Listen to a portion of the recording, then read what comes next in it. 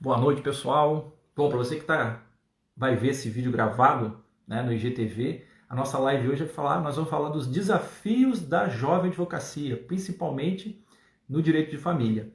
E hoje eu tenho como convidado o Dr. Igor Bassetti, colega sensacional, jovem advogado do direito de família, e nós vamos conversar sobre essa temática super interessante. Só estou esperando aqui as pessoas começarem a visualizar a gente. Que o Dr. Vitor já está, Dr. Igor já está conectando aqui, nós vamos conectar agora.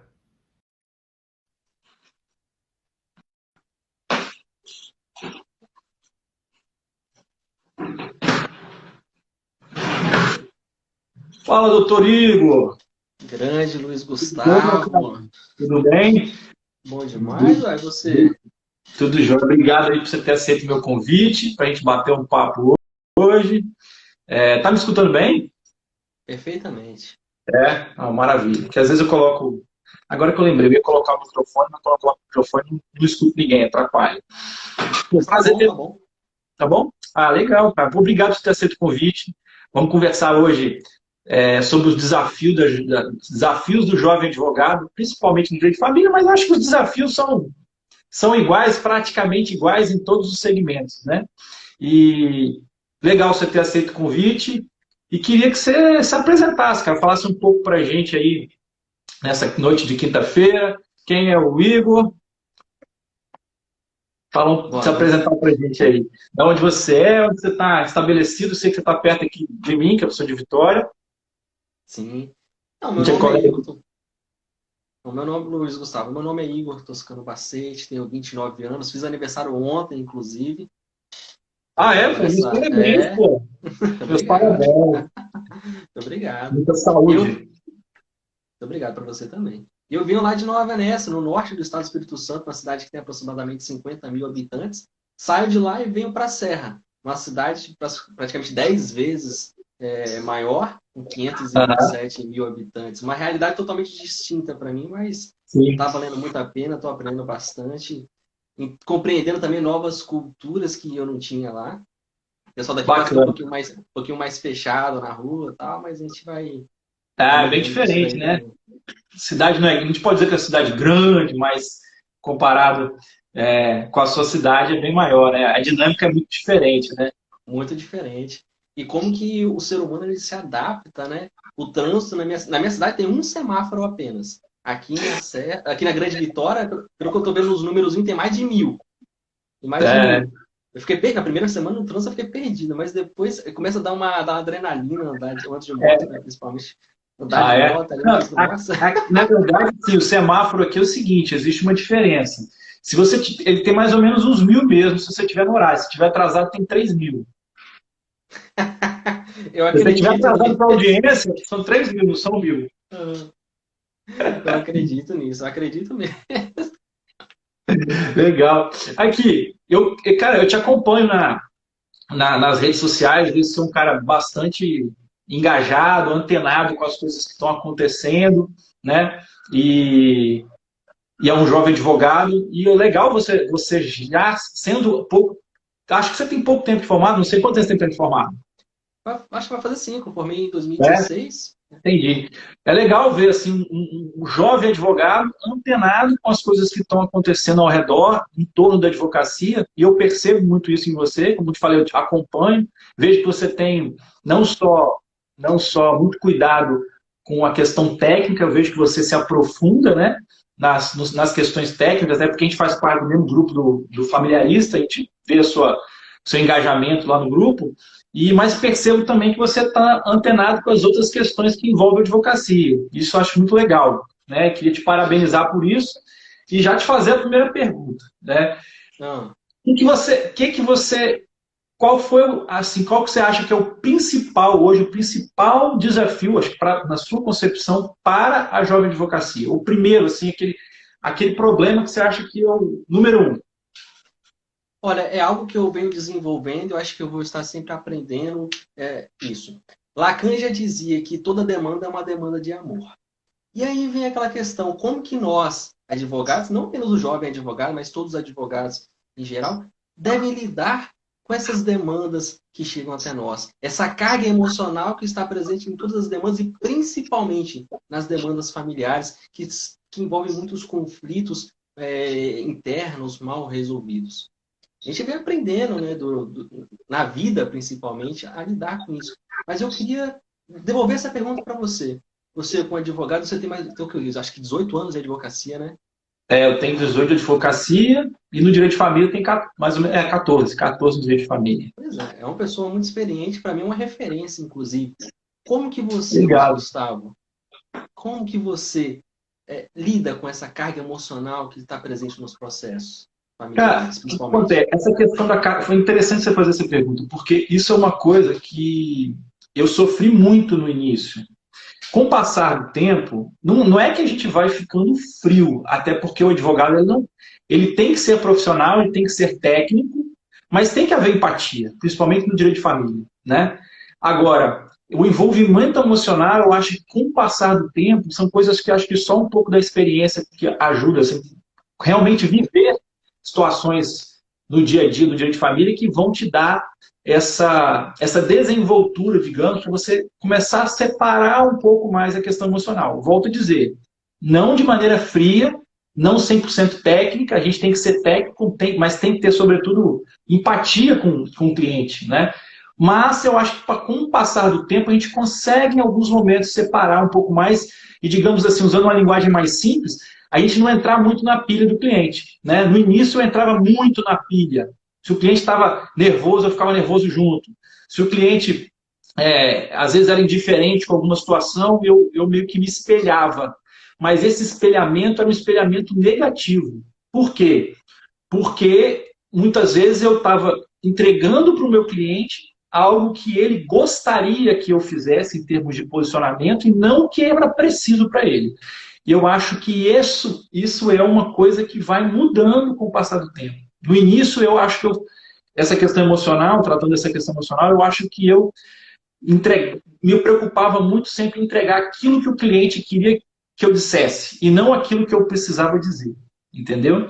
E eu acho que o cliente, a gente tem que se preocupar em entregar aquilo que ele precisa, não o que ele quer.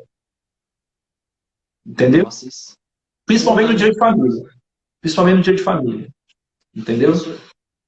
Perfeito sua fala. Isso me lembra uma outra questão, Luiz Gustavo, que todo sujeito, antes de ser um sujeito de direito, ele é um sujeito de desejos. E nós, como advogados, devemos tomar cuidado para não ser um instrumento do gozo do cliente. Exatamente. Exatamente. Assim como o direito ele vale como um limitador desse gozo das partes que querem a todo custo, muitas vezes, se manter no processo para ver outra parte sofrendo, o advogado também deve tomar cuidado com em ser esse instrumento de estimulação desse gozo alheio. Sim, a gente tem que sempre preocupar com isso, para não ser esse instrumento. E é o que eu digo. Lógico que hoje o jovem advogado ele tem uma cabeça muito diferente do jovem advogado da minha época, até porque o acesso à informação que o jovem advogado tem é muito maior. Se eu for pegar o que eu tinha de conhecimento, de bagagem com os 29, você está com 29, né? 29, certamente era uma bagagem muito inferior à que você tem e ao conhecimento que você tem. Porque o acesso à informação que tinha na época é muito menor do que tem hoje, né? Então, às vezes a gente, por esse acesso de informação, ou melhor, por falta de informação na nossa época, a gente ficava muito preocupado em agradar. E eu acho que essa preocupação, acho que o advogado não tem que ter essa preocupação sempre em agradar. Tem que dizer para o cliente o que ele precisa ouvir. Entendeu? Entendi. Nesse sentido, então, Luiz Gustavo, qual é a diferença? O advogado da sua época, por exemplo, o advogado de hoje, qual é a forma que nós devemos nos posicionar? Seja na sociedade, seja no ambiente virtual, nessas redes sociais virtuais. Às vezes a gente esquece, a gente fala redes sociais, a gente se restringe apenas no campo virtual. Mas todos os nossos relacionamentos no dia a dia são também redes sociais. Sim, sim.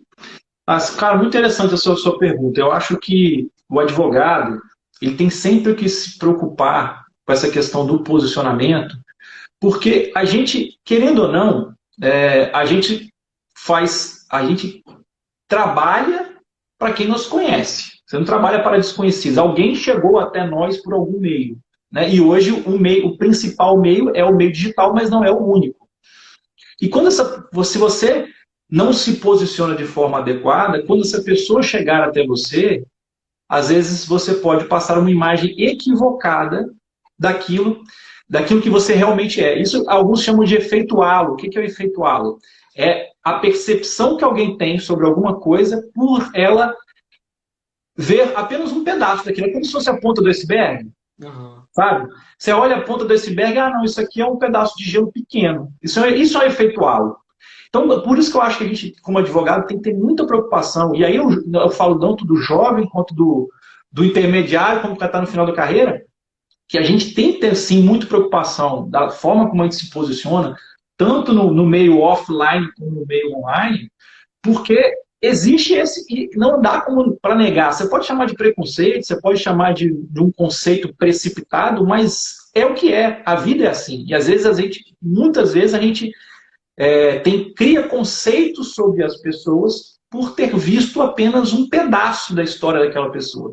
Então, acho que essa preocupação de posicionamento é muito grande, tem que ser muito grande por causa disso também, né? Então, acho que o advogado tem que ter essa preocupação em se posicionar, em construir uma marca pessoal muito forte, né? Eu acho que a nossa marca pessoal, nós somos a nossa marca. Nós somos a nossa marca. Então, se você não cuida da sua marca pessoal, você pode ter grandes dificuldades de atrair clientes, de prospectar clientes. Porque as pessoas, a grande verdade é o seguinte, as pessoas se conectam com pessoas que ou são semelhantes ou que trazem algum sentimento positivo.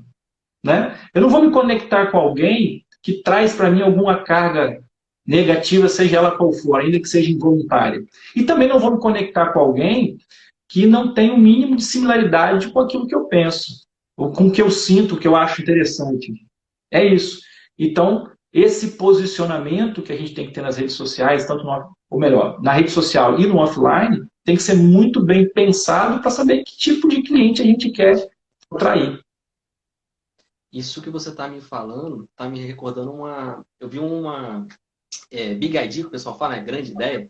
Sim. Um advogado estava falando, blindagem patrimonial, ele se vendia dessa forma na internet. Uhum, E aí, porque ele fazia o quê? Ele fazia hold familiar. E aí, eu conversando com alguns profissionais, pessoas que trabalham realmente com hold familiar no seu dia a dia, eles falam, cara, não existe essa de blindagem patrimonial. Não existe isso. Você quer vender uma coisa que passar a imagem para o cliente de que ele vai blindar o patrimônio dele, nada vai tocar, às vezes vai ocultar algum tipo de patrimônio. E aí você, pegando um gancho nisso que você disse, né? Qual tipo de cliente você quer trabalhar? Qual tipo de cliente você quer trazer para você? Que tipo de cliente será que está procurando esse advogado? Está ganhando dinheiro, está ganhando muito dinheiro. Né? Mas a qual custo isso também? Pois é. A qual custo, por quanto tempo, né? Isso foi bom você falar esse negócio de atrair o tipo de cliente, que eu acho que esse talvez seja. Aí eu vou falar por mim, aí eu vou te responder, vou te falar e depois quero saber a sua opinião sobre isso, como jovem advogado que é. Eu percebo que, por exemplo, no início da minha carreira, eu vi que isso é uma percepção que eu só tenho agora, na época eu não tinha, como me faltava clareza. E que tipo de clareza que eu quero dizer? Clareza de que tipo de advocacia eu queria exercer. Se era uma advocacia de massa, se era uma advocacia boutique, se era uma advocacia especializada, se eu queria ser eternamente empregado de alguém, e não tem nada de ruim com isso, é só uma questão de ter clareza do seu propósito. E hoje eu percebo que como me faltava clareza naquela época do que de fato eu queria da advocacia, o que esperar da advocacia, e isso, durante um bom tempo, comprometeu a minha prospecção de clientes. Por quê? Porque quando você não tem clareza do que você quer fazer, qual é o tipo de cliente que você quer atrair, atingir, você não tem clareza de mensagem. Qual é a minha mensagem? Aí voltando ao assunto que estava falando do posicionamento do advogado. Como eu vou me posicionar? Como eu vou me comunicar? Que tipo de marketing que eu vou fazer? Que tipo de marketing pessoal eu vou construir se eu não sei quem é o destinatário da minha mensagem? Tá entendendo? Então eu percebi hoje, depois de muitos anos, que eu fui perceber uma grande falha lá no início dessa falta de clareza. Com quem eu estou conversando? Com quem eu quero conversar? É mais ou menos, eu costumo dar o exemplo seguinte. Eu sou um cara que eu gosto de esporte, eu nunca me interessei por surf. Nunca me interessei. Se eu entrar numa roda de pessoas, de surfistas para conversar, provavelmente eu não vou me conectar, porque eu não tenho a linguagem deles. Tenho a linguagem, entendeu? E os caras não vão se conectar comigo. Tem alguma coisa errada com eles? Não. Tem alguma coisa errada comigo? Não. Só que eu estou querendo me conectar com a pessoa errada. Eu não tenho a linguagem que ela quer ouvir, gosta de ouvir. E o nosso cliente é a mesma coisa. Ele tem uma linguagem própria, né? Só para você querer me estender, mas já me estendendo, então, só mais um exemplo. A gente tem lá no nosso grupo uma colega, que é a doutora Patrícia Calmon, que trabalha, uso muito ela como exemplo. Ela adora, você vê que ela é extremamente dedicada ao direito dos idosos. A gente, é muito fácil saber que a linguagem que ela precisa usar com o público-alvo dela é uma. O público-alvo, quem vai trabalhar com, por exemplo, com pessoas mais jovens, não pode usar a mesma linguagem que você vai usar com o idoso. Então, se você não tem essa clareza de qual é o seu público destinatário da sua mensagem, você compromete muito essa prospecção e a conexão com o cliente. Nossa, perfeito. E me parece que o caminho para ele chegar a descobrir realmente quem é o nosso cliente, a dor desse cliente, qual a necessidade que ele tem, é olhando para dentro da gente e descobrindo quem nós somos realmente, né? Cara, impressionante. Você matou a charada. Você matou a charada. Parece. Uma certa vez eu conversei, não sei se foi um vídeo que eu fiz falando sobre isso, falando assim: parece papo de coaching, mas é. Eu falei, parece papo de coaching, mas é. Né? Existe hoje um certo preconceito com relação aos coaches, porque tem coaches e coaches, tem advogados e advogados, tem juízes e juízes, enfim. Mas, de fato, essa introspecção parece um papo filosófico aí, e talvez se eu conversasse contigo sobre isso, quando eu tinha a sua idade, eu ia achar um saco esse papo. Isso é papo de filosofia. Mas não é. Quando você não faz essa introspecção e procura achar o seu propósito de vida, o seu propósito na advocacia, fica muito difícil de construir lá na frente. Fica mais difícil você construir a sua advocacia. Por quê? Porque você não consegue definir o seu público-alvo. Eu, por exemplo, tenho muito claro, para mim, como um propósito de vida, como um valor assim muito grande para mim, a liberdade. Liberdade, poder ir para onde eu quiser, a hora que eu quiser. Hoje mesmo eu até postei, fiz um story que tinha semanas que eu estava trabalhando loucamente, e aí eu resolvi levar minha filha à praia 11 horas da manhã. Fui lá, levei, voltei a trabalhar até mais tarde, ninguém vai morrer por causa disso, minha advocacia não parou por causa disso, não deixei meus clientes na mão por causa disso, mas é uma liberdade. Isso é uma coisa valorosa para mim. Agora, se você também tem isso como valor, você tem que pensar que tipo de advocacia você quer exercer. Se ela é compatível com esse valor que você tem. Agora, se isso não é o seu valor, você tem que procurar qual é de fato o seu valor, para se você não construir uma advocacia que não esteja alinhada com isso. Perfeito. Entendeu? Nossa, perfeito. E isso realmente tá vinculado ao que eu tenho sentido ultimamente. Às vezes, quando eu penso, poxa, será que a advocacia é o meu caminho?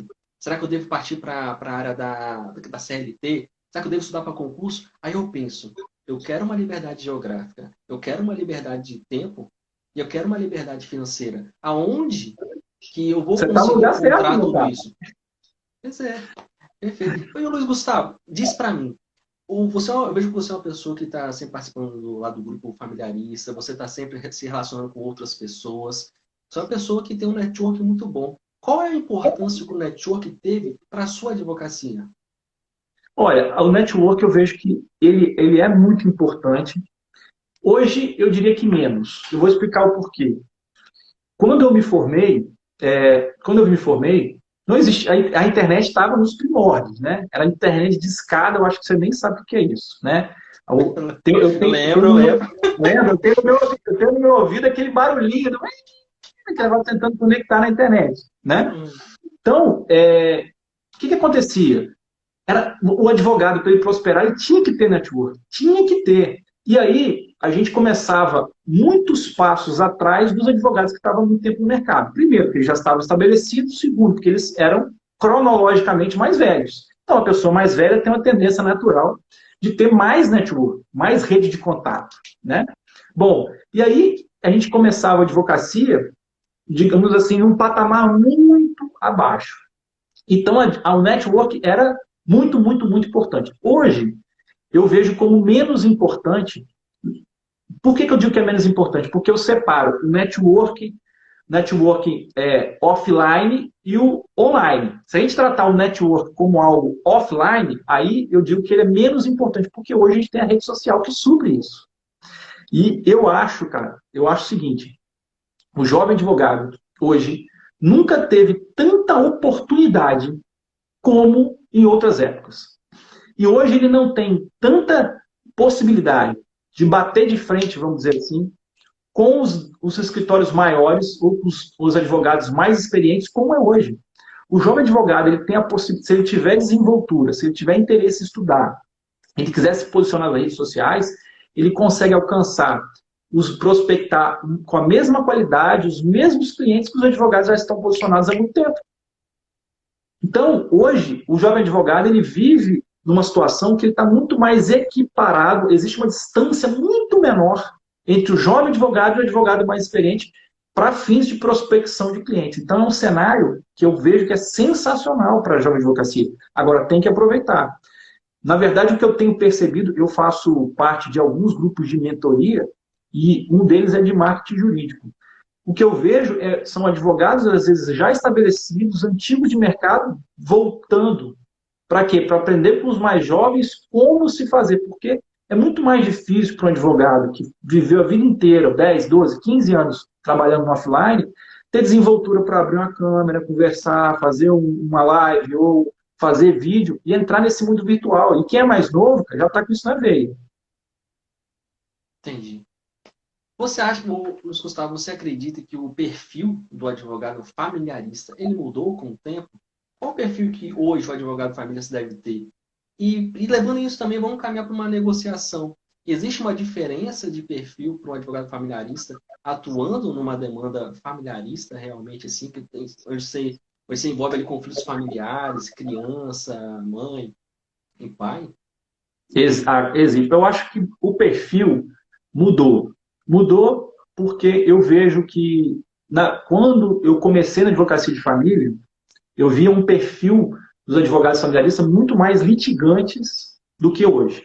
Né? E eu acho que é esse novo cenário que foi se construindo com o passar do tempo que a gente deve aprimorar, que é o advogado, um perfil conciliador, mais racional, que apoia o cliente na tomada de decisões, que é o que a gente estava falando no início da nossa conversa, né? De entregar para o cliente o que ele precisa, não o que ele quer. E o que o cliente precisa, na maioria das vezes, é conciliar, é restabelecer as relações com a família. Não é, na maioria das vezes, o X reais de pensão, não é, na maioria das vezes, o X% do patrimônio. Em boa parte das vezes, o que ele precisa é restabelecer as relações com a família, né? Mediar, resolver o conflito. E eu penso que o advogado familiarista, hoje, ele já tem um perfil mais aproximado disso, a maioria, e acho que tem que ter realmente esse perfil. A gente costuma falar lá no grupo do familiarista, né? Nada melhor para um familiarista quando vai fazer uma audiência do que encontrar um outro familiarista do outro lado da mesa, né? E eu já, por dezenas e dezenas e dezenas, talvez até umas centenas de vezes, já tenho me deparado com colegas do outro lado da mesa que tinham um perfil completamente ao contrário, que criaram problemas onde não havia. Eram situações simples de resolver e o advogado da parte contrária criou o problema. Então, acho que o perfil conciliador, lógico. Sempre, o advogado tem que ser sempre combativo quando necessário. Mas eu acho que tem que saber diferenciar o momento de você ser combativo e o momento em que você tem que ser mediador. Bacana. Pegando o gancho isso aí que você está falando, você disse inicialmente que já tinha 18 anos de advocacia e 14 que trabalhava na área de família. Quantos divórcios você já fez nessa sua vida? Olha, que eu contabilizei mais de 1.600 eu já fiz. Já fiz mais. Eu não tenho um valor, não tenho um número exato, mas eu já contabilizei. Eu tenho na minha planilhinha, famosa planilhinha do Excel, eu já contabilizei mais de 1.600, cara. É muita coisa que eu já fiz. E de família, mais de 3.000 processos, no modo geral. Família. E aí eu te faço uma questão que isso está relacionado principalmente ao jovem advogado que está começando a fazer os seus atendimentos. A postura do advogado familiarista está recebendo uma demanda de divórcio. Ele deve propor logo de cara uma reconciliação para essa pessoa que chega para se divorciar? Eu acho que o advogado ele não deve propor uma reconciliação. Eu acho que ele deve conversar com o cliente no sentido de tentar extrair do cliente o que de fato ele quer, qual é o desejo dele com aquela demanda. Porque muitas vezes o que a gente percebe é que determinadas demandas o cliente pede o que ele não quer. E não é, no fundo, não é aquilo que ele quer. Às vezes, a pessoa move uma ação de alimentos, o que no fundo que ela quer não é dinheiro, é atenção. Às vezes a pessoa move uma ação de guarda, que no fundo, ela não quer a guarda do filho, ela quer, estou falando do lado do pai, às vezes ela quer ter um pouco de liberdade com o filho. Ou às vezes a mãe quer regulamentar, ou às vezes restringir uma convivência, que no fundo, não é aquilo que ela quer que o pai participe mais. Entendeu? Então, eu percebo que muitas ações, o cliente chega às vezes na cabeça dele com uma ação pronta na cabeça dele. Ah, eu quero me divorciar, eu quero uma guarda, mas no fundo, o que ele quer de resultado é outra coisa. Então, eu acho que o advogado, principalmente o advogado familiarista, deve conversar com o cliente. Né? Tem quem chama de escuta ativa, né? Para tentar extrair do cliente qual é, no fundo, qual é a essência da vontade, do desejo do cliente com aquela ação. Que muitas vezes, e não foram poucas vezes, que conversando com o cliente, eu demonstrei para ele que o que ele precisava não é aquilo que ele estava procurando. Na verdade, ele queria outra coisa. Eu queria outra coisa. É justamente isso, identificar o desejo que está por trás desse pedido, dessa demanda, né? E falando isso agora, indo agora para uma questão de mercado, como que o jovem advogado ele pode identificar demandas para atuar? Porque primeiro ele se descobre, né? Primeiro ele se conhece, identifica aquilo que ele gosta, mas depois ele começa, então, a partir para um próximo passo, que é descobrir essas demandas na advocacia para ele atuar, para conciliar o porquê dele com o porquê do cliente também, que nesse meio termo tem essas demandas. Existe alguma metodologia, algum tipo de ferramenta que a gente pode utilizar hoje? Pois é, vamos lá. Se a gente for tratar da advocacia de um modo geral, eu entendo que existem várias. A principal ferramenta é o advogado não submergir no trabalho, né? Eu sou a favor de que o advogado ele não pode passar 100% do tempo dele trabalhando. Quando eu digo trabalhando, é tecnicamente falando, peticionando, fazendo audiência, respondendo e-mail ou lendo sobre direito. Por quê? Porque quando ele submerge no trabalho dessa maneira, ele simplesmente fecha os olhos e os ouvidos para as oportunidades, para o que está acontecendo em torno dele. Acho que a primeira forma é essa. A segunda, falando de uma ferramenta talvez mais técnica, é procurar nas próprias redes sociais, nas redes de pesquisa. Você tem o Google, você tem outras ferramentas como... como é que é? Esqueci o nome agora. Buscador de palavras-chave. Isso. Buscador, enfim, vamos falar de uma forma mais genérica. Buscadores de palavra-chave no próprio Google ou outros buscadores, para você ver também o que as pessoas estão pesquisando no momento. Aquilo ali é um grande termômetro para demandas. Se estão procurando... Vou dar um exemplo mais próximo com relação à pandemia. Quem acompanhou os noticiários, quem é do meio, sabe que aumentou muito a procura sobre testamentos, né? É uma demanda que está aí, que surgiu. Agora, se eu estou o tempo todo dentro do escritório, estudando, peticionando, fazendo audiência, estudando direito o dia inteiro, eu não vejo o que está acontecendo e eu não vou perceber essas mudanças de mercado. Porque algumas demandas são sazonais, outras nem tanto, né? E você tem que estar antenado não só com o que está acontecendo no mundo, usar as redes sociais a nosso favor. Né? Para quê? Para absorver esse conhecimento, quais são as demandas, essas pesquisas também são formas de você ver o que as pessoas estão pesquisando no momento. Outra forma interessante é o Twitter. Eu não sou muito fã de Twitter, não tenho muita paciência, mas o Twitter, o Trending Topics lá do Twitter, é também um termômetro do que está acontecendo de mais relevante no momento. Então, aquilo ali pode surgir demandas disso. Então, acho que a principal forma de você identificar demandas dessa maneira. Agora, no direito de família, é um pouco mais restrito, né? Porque você tem que se apegar a essas questões das palavras-chave mesmo, porque você não vai... As pessoas não saem toda hora botando na rede social, estou me divorciando, né? Estou separando. Quero cobrar a pensão do meu ex-marido. Não tem isso, mas pelas pesquisas você já consegue ter uma, um norte interessante assim, do que está acontecendo, o que as pessoas estão buscando no momento. É verdade. Se difere muito, por exemplo, a questão de direito consumidor, que direto está surgindo teses novas, que você faz uma consulta, às vezes, de demandas que Sim, estão sendo propostas com frequência. É diferente para o direito de família, né? Você tem diversas teses que são construídas para realmente adaptar as leis aos costumes da sociedade que vão evoluindo, mas nem sim, sempre essas teses novas se convertem em proveito econômico, né? A gente propor ações sim. para... Exatamente. Não, e tem outro detalhe interessante que você falou agora. A gente também tem que estar muito antenado com essas teses novas, o que surge, porque às vezes a demanda não surgiu ainda, mas com novas teses, você, de certa forma, cria uma demanda. Né? Aquela demanda não surgiu porque as pessoas não conhecem o que está acontecendo. Eu vou falar de algo mais recente, essa questão não sei como é que foi a demanda contigo aí, mas essa correção do FGTS, por exemplo. Né? Uma demanda extremamente sazonal. Né? O STF marcou o julgamento da correção do FGTS, saiu na mídia e, de repente, uma avalanche de pessoas no WhatsApp não parava de tocar. Então, tem que estar bem antenado com essas situações, o que está acontecendo no mundo, para poder não perder essas oportunidades. Deixa eu acender a luz aqui. Aí, melhorou aqui. Bacana.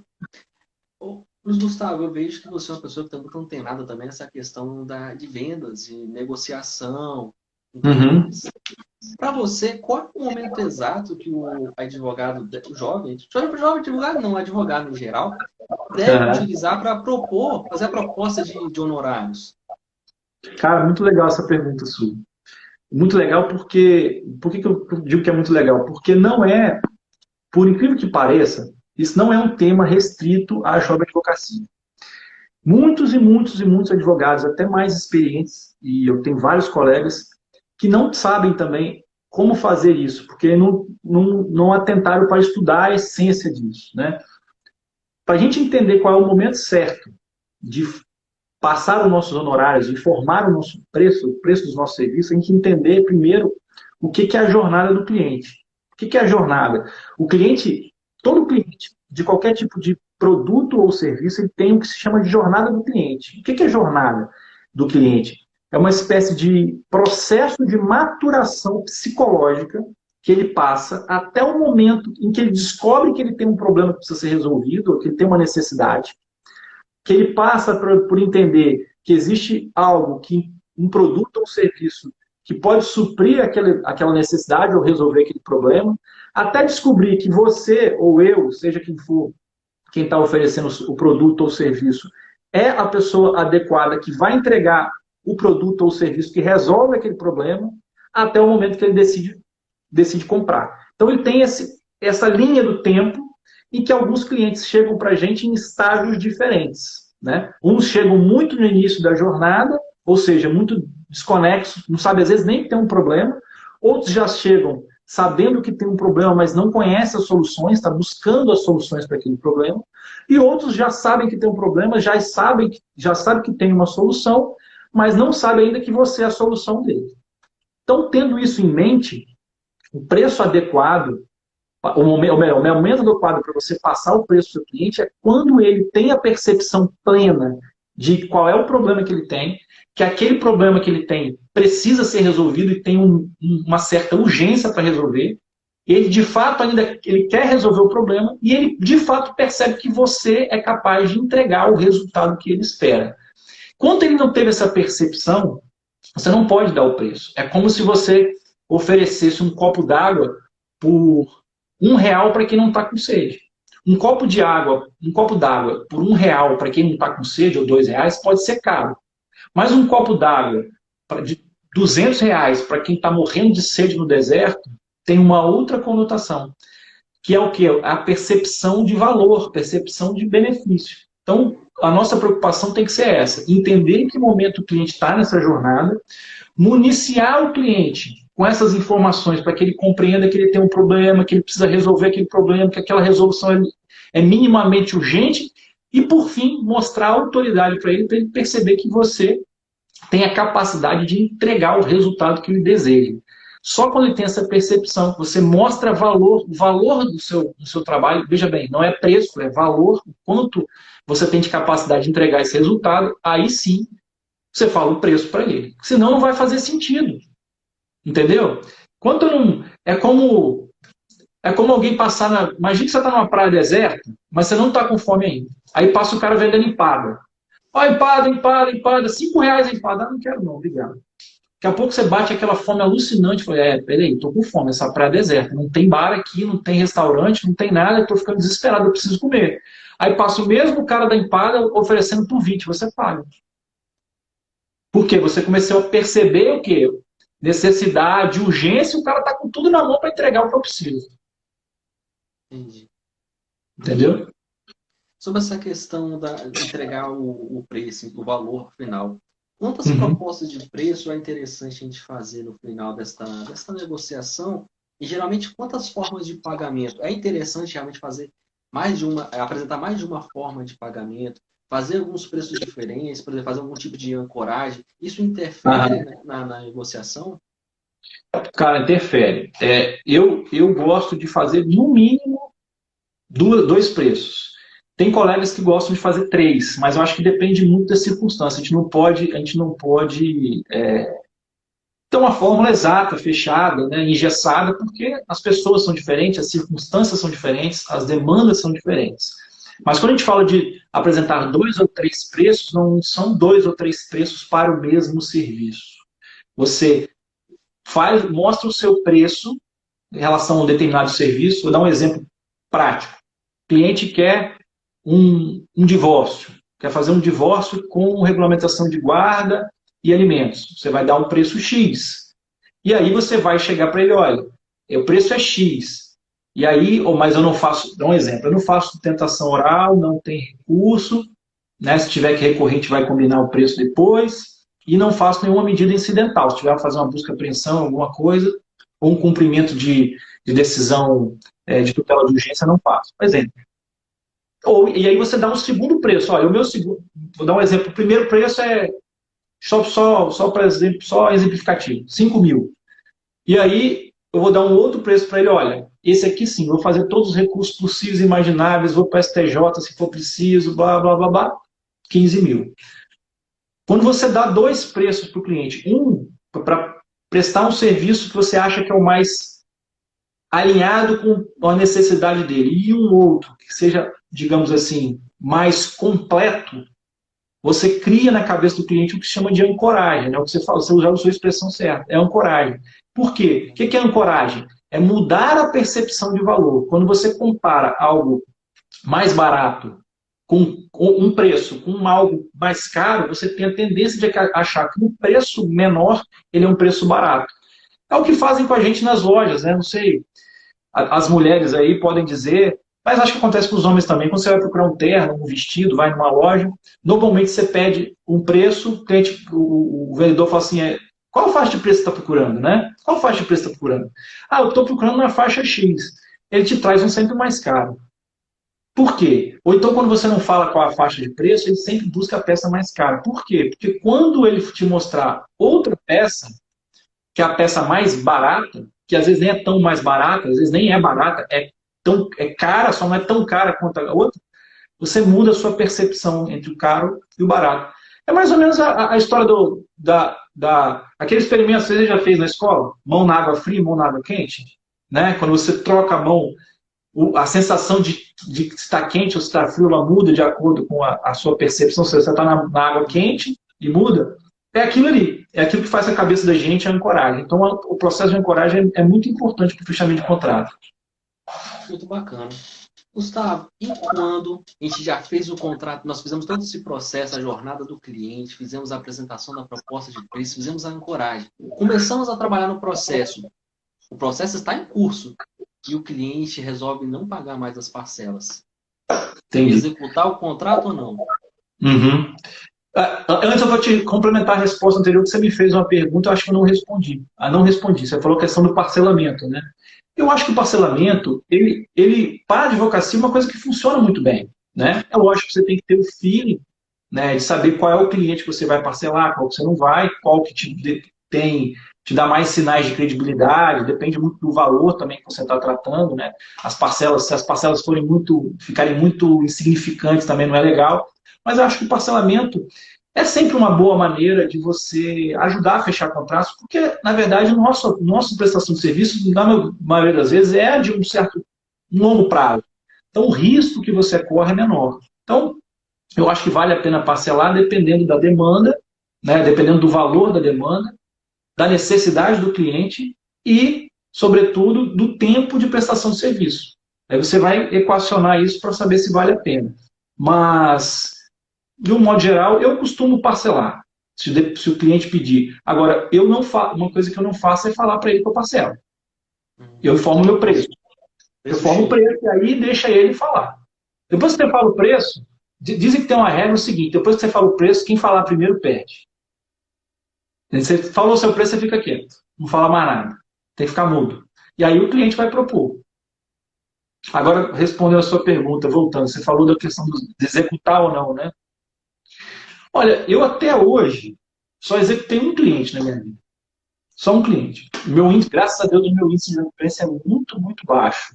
Mas eu acho que para você executar o cliente, você tem que esgotar as tentativas de negociação com o cliente, porque por várias razões. Primeiro, porque você às vezes entra em conflito com o cliente e esse cara que você entrou em conflito às vezes pode ser um potencial indicador do seu serviço e não vai deixar de indicar por isso. Às vezes a pessoa está passando por uma necessidade financeira, às vezes aquele processo ainda é muito longo e ele está num momento de inadimplência, mas ele ainda precisa de você, então talvez seja interessante você negociar. O que alguns colegas, outro dia até um colega da mentoria estava falando o seguinte, ele usou uma técnica, eu não usei, mas ele usou uma técnica que eu achei interessante, que é dizer o seguinte, falar com o cliente, tentar negociar com o cliente. Se o cliente começa a não responder, começar a ficar muito engessado para negociar, e falar, então eu estou entendendo que o seu silêncio é para eu abandonar o seu processo. Abandonar não, me retirar do seu processo. Aí muitas vezes ele pensa duas vezes em arranjar uma solução, porque ele vai ficar sem advogado no processo.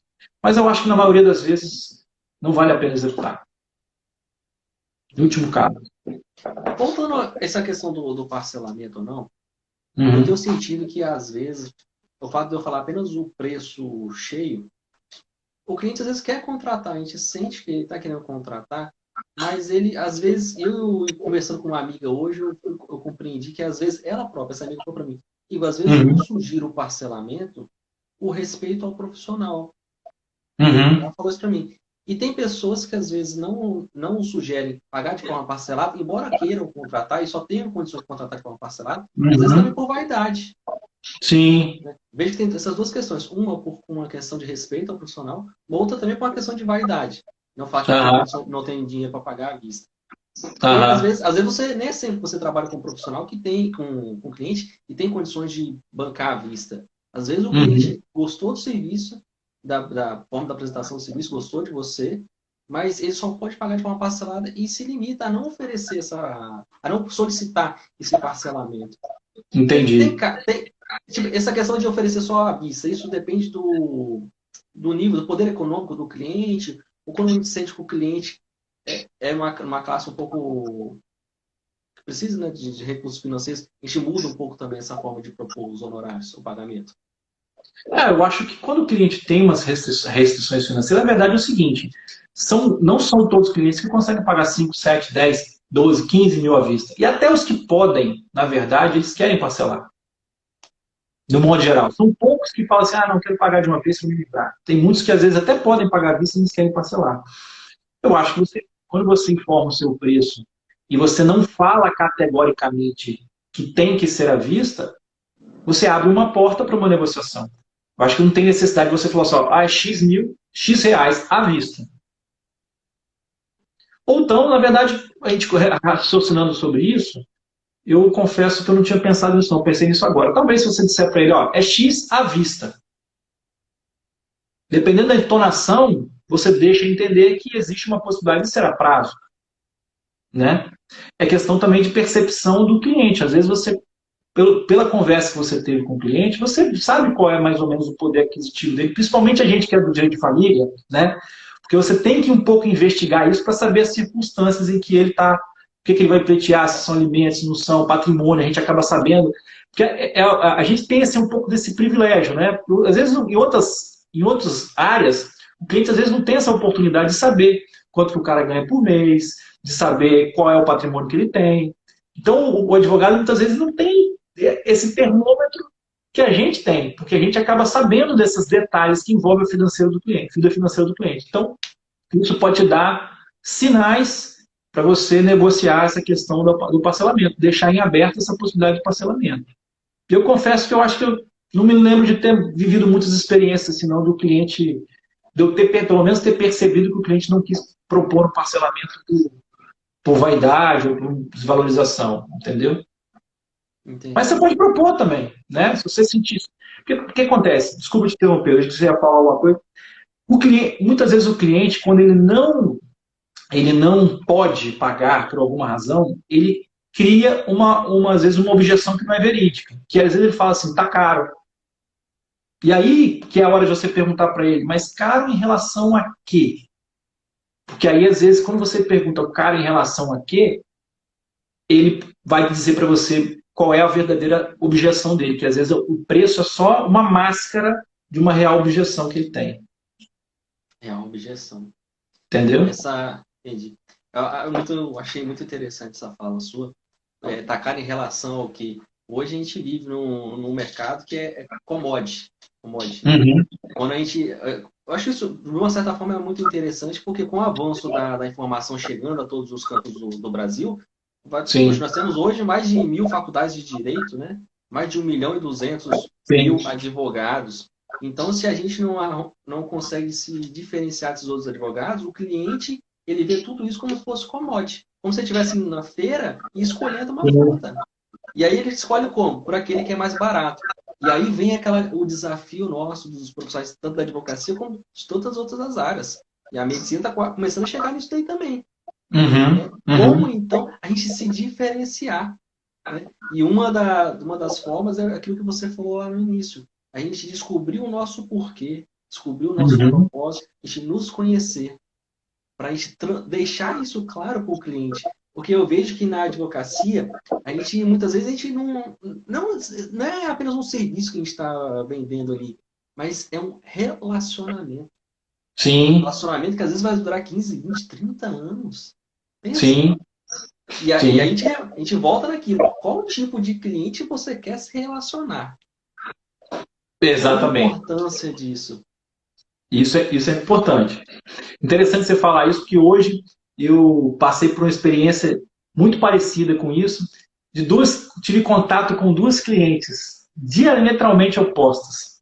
Uma, que eu até falei para minha esposa, falei, nossa, ela nunca me fez nada, essa cliente, mas sabe aquela pessoa que você já está cansado de ouvir a voz? Eu falei isso para minha esposa, eu falei, nossa, porque é uma pessoa complicada de lidar, né? Não é grosseira e tal, mas é uma pessoa que vai minando um pouco as energias. E tem uma outra completamente diferente, super tranquila e tal, que alto astral. Olha só, essa que é mais difícil de se lidar, se hoje eu tivesse a fazer uma outra demanda para ela, não sei se eu faria. E se fizesse, isso influenciaria diretamente o preço, ainda que de maneira inconsciente. Eu acho que se fosse hoje eu faria de maneira consciente, mas talvez em outros momentos inconsciente. E a outra que eu lidei hoje, que eu fechei um contrato com ela, eu dei um desconto para ela porque era ela. Por causa do perfil dela. Porque eu sei que é uma cliente que não vai me dar dor de cabeça, não vai me apurrinhar. Na verdade, no frigir dos ovos, pelo perfil dela, ela vai me dar menos trabalho. Então, isso que você falou, essa questão de você entender o perfil do cliente é muito, muito importante. É por isso que eu gosto de dizer muito, valorizar o estudo dos perfis comportamentais. Eu acho muito importante a gente entender o que é um perfil comportamental e quais são os 4 perfis comportamentais. Por quê? Porque quando você entende isso, você entende melhor o perfil do seu cliente, Se aquele cliente vai te dar mais trabalho, se não vai, se ele é mais executor, se ele é mais analista, um analista ele quer mais detalhes. Isso não só melhora a sua comunicação com o cliente, como também você também consegue extrair essa percepção de um quanto de trabalho que ele vai te dar. Bacana. Você pode falar um pouquinho mais desses 4 perfis? Eu achei interessante. Executor, analista e quais são os outros dois? Você tem basicamente 4 perfis comportamentais. Lógico que as pessoas, nenhuma pessoa se enquadra 100% em um desses perfis, né? Mas ela tem predominância nesses perfis. Você tem o executor, você tem o comunicador, o analista e tem o quarto me falhou agora. Oh, meu Deus. Executor, analista e comunicador. Executor, analista, comunicador. Vou lembrar do quarto. Mas, enfim, o executor é aquele que, como o nome próprio diz, é aquela pessoa que gosta de executar tarefas, fazer, é objetivo, é direto, não gosta de rodeio. O comunicador, como toda pessoa comunicadora, é aquela pessoa que gosta de chamar atenção, gosta de entrar no ambiente e ela ser ouvida, falar mais do que escutar. O analista é aquele cara que gosta de mínimos detalhes nas coisas. Então, é um cliente que, por exemplo, você tem que dar feedback detalhado para ele. Aquele cliente que adora de receber uma planilha de um relatório, esse é o cliente analista. Então, esses 4 perfis, sendo o 4 que surgiu o nome agora... Sensitivo? Hã? Sensitivo? Não. Oh, meu Deus. Rapaz, eu fiz uma live sobre perfil comportamental e me deu um branco agora no quarto. Tranquilo. Eu vou lembrar depois. Mas, enfim. Mas esses 4 perfis de comportamentos, quando estudei os perfis, eu descobri que eu era um perfil mais analista. Planejador. Aí, doutora Sandra, é isso aí, doutora Sandra. Muito obrigado. Doutora Sandra, é isso aí, é o planejador. É isso aí. Então, quando você entende esses 4 perfis, fica mais fácil você lidar com o cliente e você também ter essa percepção de o quão trabalho ele vai te dar. O cara executor, eu tive um caso recente até, de um cliente de Goiás. Acho que foi o cara mais perfil de executor assim, que eu vi na minha vida. Eu fiz uma reunião com ele, não durou 30, 35 minutos, ele fechou um contrato comigo para atuar para ele um processo de família em Goiânia, uma ação de alimentos, e fechou um contrato comigo em 30, 35 minutos de conversa, por videoconferência. Eu nunca vi algo tão... Cara, eu expliquei para ele, ele não queria saber muito detalhe, então tá, eu tô pago como? Cadê o contrato? Não, tá aqui o contrato, pronto, assim. Agora, não, é porque esse é o cliente certo, é o melhor, é o bom, é o certo. Não existe certo nem errado, existem pessoas. As pessoas são diferentes. E a gente tem que aprender a lidar com as pessoas e as suas diferenças. E ter essa percepção, né? Para alinhar contigo também, né? Perfeito. Acho que a gente já está se caminhando para o final, né? Já quase 8 horas também. Passou voando essa live. Passou voando, né? É muito bom conversar com você. Pô, obrigado, igualmente. Obrigado. Se você fosse deixar uma orientação, assim, quais são os principais erros que você vê que o jovem advogado, principalmente o jovem advogado familiarista, ele comete? Cara, eu acho que o principal erro, na minha concepção, o principal erro do advogado, principalmente que está iniciando, é se dedicar, é meio polêmico que eu vou dizer, exageradamente às questões técnicas, jurídicas. Por quê? Luiz, você está dizendo para a gente ser fraco tecnicamente? Não é isso. Mas a advocacia, querendo ou não, ela é um negócio. Ela é um instrumento de justiça, ela é um instrumento de defesa da Constituição, da democracia. A gente sabe da importância da advocacia, né? Para isso tudo, para a sociedade, mas ela não deixa de ser um negócio por causa disso. Porque se o advogado não prospera na advocacia, ele não vai defender ninguém, ele vai largar a profissão e vai procurar outra coisa para fazer. Né? Essa é a grande verdade. E nessa percepção de que a advocacia é um negócio, ela precisa, de certa forma, ser tratada como um negócio em muitos aspectos. E quando eu digo isso, eu digo no sentido de o advogado não se dedicar exclusivamente ao direito. Eu não estou dizendo para você não fazer pós, não estudar, não é isso, mas equilibrar o seu conhecimento. Eu costumo dizer que a advocacia tem basicamente 5 pilares. A clareza, metas bem definidas, atração de clientes, fechamento de contrato e atuação técnica, propriamente dito, que tem que ser muito boa, porque senão você eu diria que eu chamo de estelionato jurídico. Né? Se você é o estelionato jurídico, aquele cara que vai, atrai o cliente e depois não tem capacidade técnica de entregar.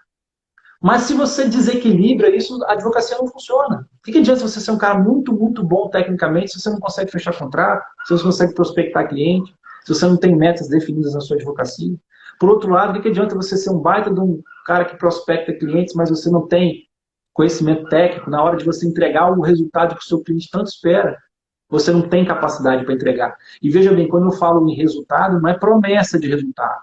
É você ter a capacidade, a potencialidade de alcançar aquilo que o seu cliente espera. Nunca promessa de resultado, porque a gente é advogado, a gente não entrega resultado, a gente nem promete resultado, né?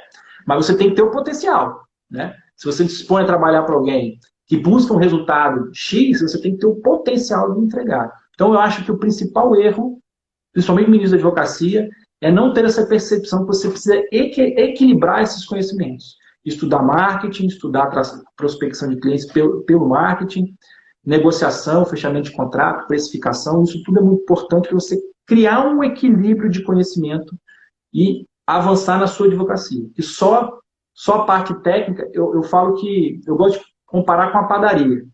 Né? Se você entende muito, muito de pão, você é o padeiro. Você não consegue ser o dono da padaria entendendo só de pão. Né? Se você quer ser o dono da padaria, você tem que entender muito. Você tem que entender de pão? Tem que entender, é o seu produto. Carro-chefe, você tem que entender muito de pão. Mas você tem que entender do seu cliente, você tem que entender de compras, de vendas, da tributação. Você tem que ter um leque de conhecimento maior. Agora, se você estuda só a parte técnica, só conhece do pão, você só vai ter condições de ser o padeiro. Mas se você entra para a advocacia e você quiser ser o padeiro, não tem mal nisso. Ah, não, eu quero trabalhar para alguém e ficar a vida inteira trabalhando no escritório, tecnicamente, é o que eu gosto de peticionar, eu gosto de fazer audiência. Tá tudo bem, cada um sabe o que te faz feliz. Agora, se você quer advogar, empreender na advocacia, ter o seu escritório, aí não dá para você conhecer só do pão. Não, perfeita a sua fala. E você me levantou uma outra questão. Acho que você até fez um post sobre isso essa semana. Uhum. Tudo isso que você está falando está mais relacionado à gestão do escritório em si, à vida do próprio advogado, certo? Sim, e aí a gente pega essa gestão, para o mercado, trazendo para o posicionamento. Para você, o que é importante? É atuar de forma generalista, por exemplo, área de família. Eu sou advogado em área de família. Ou atuar de forma específica. Eu atuo na área de famílias, mas eu sou especialista em inventário. Entendi. Pô, é legal essa sua pergunta, muito legal. Eu acho que você deve, primeiro, eu acho que você deve se especializar sim. Por quê? Porque quando você se especializa, você tem várias vantagens. Primeiro, você ganha em produtividade. Né? Imagina você hoje você faz uma ação de família, amanhã você faz uma de consumidor, depois de amanhã você faz uma tributária, então você perde muito em produtividade, você perde muito em qualidade do que você entrega, porque ninguém aqui é gênio para ser um exímio tributarista e ser um exímio familiarista e também ser um exímio consumerista, né? O meu online. Então, você ganha em qualidade, você ganha em produtividade, você ganha em atração de cliente, porque quando você tem um serviço especializado, você mostra mais autoridade para o seu cliente. O que é autoridade? A autoridade é a percepção que o cliente tem de você, de que você tem capacidade de entregar o resultado que ele tanto espera. Isso é autoridade. Você pode ser um gênio do direito, mas se o seu cliente não consegue ver em você essa genialidade, essa potencialidade de entregar aquele serviço de qualidade que ele está desejando, você não tem autoridade. Você é genial, você é um gênio, sabe muito de direito, mas para o cliente você não tem autoridade. Né? E a construção dessa autoridade passa por você ser um especialista. Um exemplo básico para a gente tentar visualizar isso melhor é o que acontece na medicina. A medicina faz isso há muito tempo. Eu tive um problema no joelho uns anos atrás, jogando bola, rompi o ligamento cruzado. Eu não procurei um médico, um médico, simplesmente. Eu fui no ortopedista e, não satisfeito, eu fui no ortopedista especialista em joelho. Eu não queria operar meu joelho com um clínico geral. Pô, mas o clínico geral, você está falando mal do clínico geral? Não, a gente precisa dos médicos que são clínicos gerais. Mas não dá para negar que a percepção de valor é muito diferente. Se eu tivesse que pagar 10, 15 mil reais numa cirurgia, eu tinha um plano de saúde, mas se eu tivesse que pagar 10, 15, 20 mil reais por uma cirurgia, eu não ia pagar 20 mil reais para um clínico geral operar no joelho, mas pagaria 20 mil para o especialista, com medo de meu jeito de ficar com sequela. Então, quando a gente se especializa, a gente passa mais essa percepção de valor. Eu gosto de comparar muito com o imã. Imagine você, se você é um generalista, você é um imã de geladeira. Você só vai atrair parafusos que são pequenos e estão perto de você. Se você é um especialista, você é um imã grande, que você atrai todos os tipos de parafuso. O que está perto, o que está médio, o que está longe, parafuso grande e parafuso pequeno. Aí você vai filtrar de acordo com o seu desejo, de acordo com a sua clareza, daquilo que você espera da advocacia, o tipo de cliente que você quer trabalhar, mas você tem uma capacidade de atração muito maior. Porque a confusão... Uma vez eu ouvi uma frase, eu fiz um curso de copyright, né, que eu fiz de escrita persuasiva. O cara me falou uma frase que eu nunca mais esqueci. Ele falou, confusão não vende. Confusão não vende. Então, quando você fica confuso, você não compra. Você entra num lugar, você não compra se você sente confuso. Você me fez lembrar de um que aconteceu comigo. Vou contar a história rapidinho aqui. Eu sei que a gente já está um pouco prolongado, mas vou contar a história.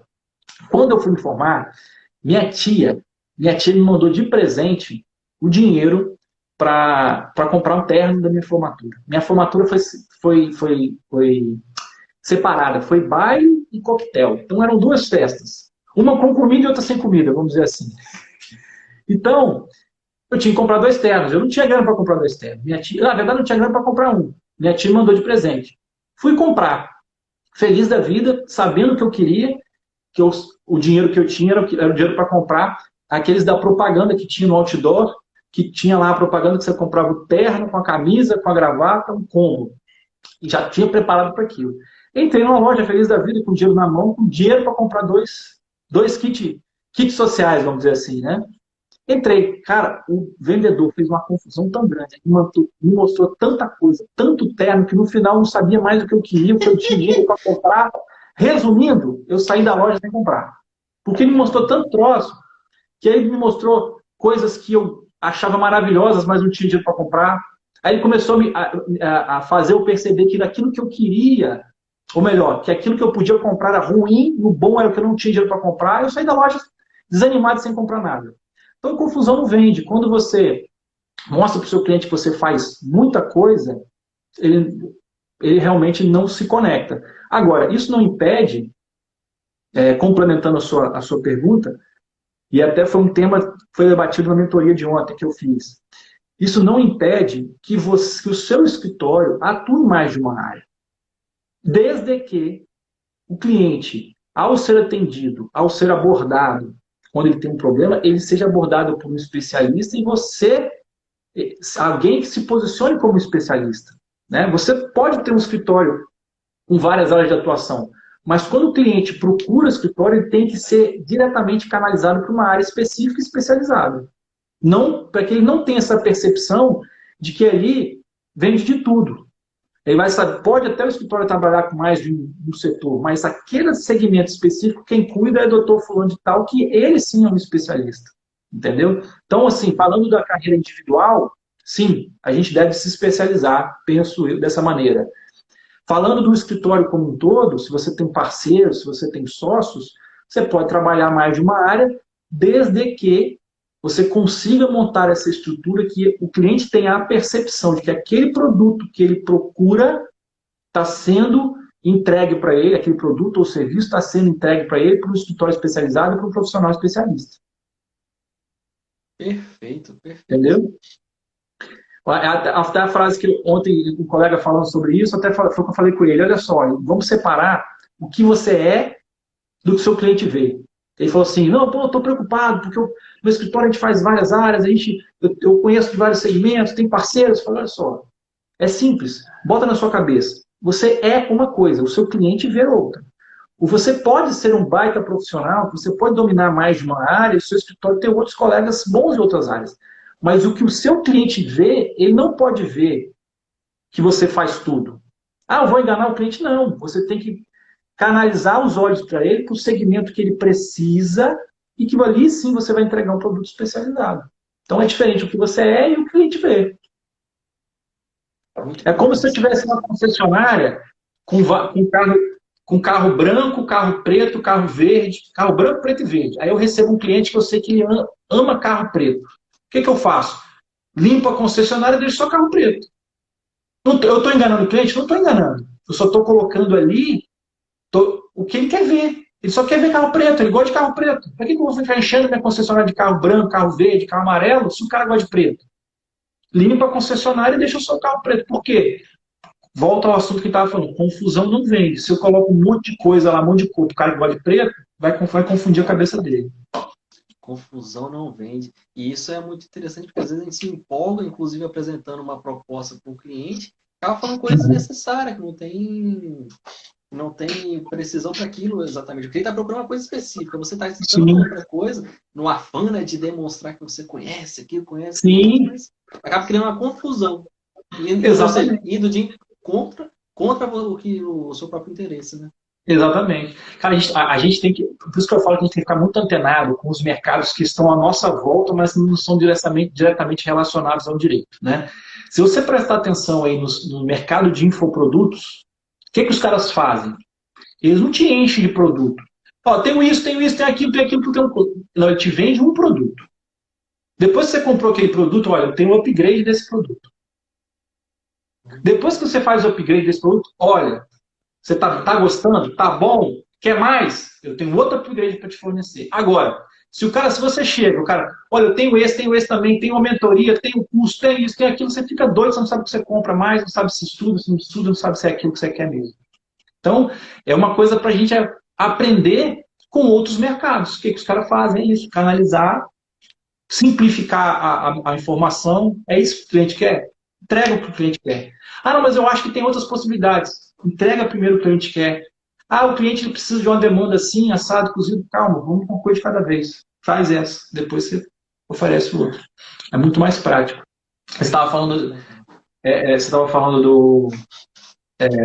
sobre a gente fala demais. Você me fez lembrar aqui uma frase que eu aprendi com meu pai, já faleceu já, que eu nunca mais esqueci também. Ele falava assim, meu filho, na época meu pai tinha uma moradia fundo de quintal, então acho que eu te contei a história que eu comecei a trabalhar lá, e ele falava assim, meu filho, aprenda uma coisa, nunca tente vender o que está vendido. Quando o cliente fala para você que ele vai comprar, você cala a boca e fica quieto. Por quê? Você só tem uma chance de estragar a venda. Porque às vezes você abre a boca, fala uma besteira, fala uma coisa que o cliente não quer ouvir, às vezes vai criar uma objeção que ele nem tinha porque você falou uma coisa que não devia ter dito. Então, o cliente falou que vai fechar, cala a boca e fica quieto. Meu pai falou assim, né? Meu pai era escrachadão. Porra, cala a boca e fica quieto, bicho. Ele falava assim, né? Pô, bicho, cala a boca e fica quieto. Vendeu, tá vendido. Não tenta vender o que já tá vendido. E aí eu aprendi isso e nunca mais, isso pelo menos, outras coisas já errei, muito acertei, mas isso aí eu não errei mais não. Gente, eu vou guardar essa frase para minha vida também. Cara, ó, nunca venda o que já está vendido. Nunca tem que vender o que já está vendido. Está vendido, está vendido. Inventa moda, não. É verdade, é verdade. Mas não é? Se o cara falou que pode, mas isso aqui, eu vou te vender esse relógio. Você fala, pô, Luiz, eu quero comprar esse relógio de você. Legal. Compra. Aí você tá aí, eu estou fazendo um contratinho com você. Pô, então, Igor, cara, esse relógio aqui é muito bom, cara. Porque ele é feito com metal assim, assim, assado. Ah, aí você para, peraí, metal assim, assado? Ah, ele é feito com esse metal? Ih, rapaz, eu tenho alergia a esse metal, quero mais não. É um exemplo, né? Pois é, eu fiquei falando, tentando vender o que já estava vendido. Eu estraguei a rua. Criou confusão que não existia. Criou confusão que não existia, exatamente. Muito bacana, Gustavo. Beleza, meu amigo. Bom demais bater esse papo contigo. Eu gosto demais, eu vou te falar, eu gosto demais de conversar sobre advocacia. Mais do que conversar especificamente sobre o direito. Eu gosto de conversar sobre o direito de família, que é a minha área, mas uma coisa que eu gosto muito é conversar sobre a advocacia como um todo. Eu acho fascinante, porque vai muito da experiência, da gente consegue. A gente sai muito do campo da teoria e vai muito para a prática, né? As coisas que funcionam com um não funcionam com o outro, enfim, é legal demais conversar sobre isso. Te agradeço demais, por ter aceito o convite para a gente bater esse papo. Se quiser dar uma mensagem final aí, o que você gostaria de finalizar, que eu acho que. E peço desculpa aí por às vezes ter, em alguns momentos, ter monopolizado o discurso aqui, porque eu me empolgo. Que isso? Eu gostaria de agradecer pela oportunidade de participar e, mais do que isso, pela mentoria que eu tive hoje. Ah, que isso. Eu que agradeço. E estou sempre à disposição, tanto sua quanto dos colegas que fazem parte do nosso grupo familiarista, quanto aqueles que não fazem, estão seguindo aí na rede social. Quem quiser fazer contato, tirar dúvida, bater papo, conversar sobre advocacia, se eu puder ajudar de alguma forma, eu vou ficar muito feliz. Né? E não só ajudar, como aprender também, né? Porque a gente aprende todo dia com qualquer pessoa, em qualquer lugar. Isso é uma coisa também que eu aprendi na minha vida. Nunca subestime, nunca subestime o conhecimento de alguém, por mais simples ou simplório que ele possa ser. Eu já ouvi tantas frases interessantes, aprendi tantas coisas com pessoas aparentemente muito humildes, de pouca instrução, né? Que se eu tivesse fechado os meus ouvidos, eu não teria aprendido achando que eu sou mais do que aquela pessoa, que eu sei mais do que aquela pessoa. Então, a gente sempre aprende alguma coisa com alguém. É importante pensar sempre dessa maneira que o aprendizado é constante. Exatamente. Muito obrigado, Gustavo. Muito obrigado eu que te agradeço, meu irmão. Vamos marcar outras conversas aí. Com certeza, depender de mim. Beleza. Tá marcada já. Então tá bom. Vamos marcar uma lata aí. Um abraço. Boa noite. Valeu. Tchau, tchau. Tchau.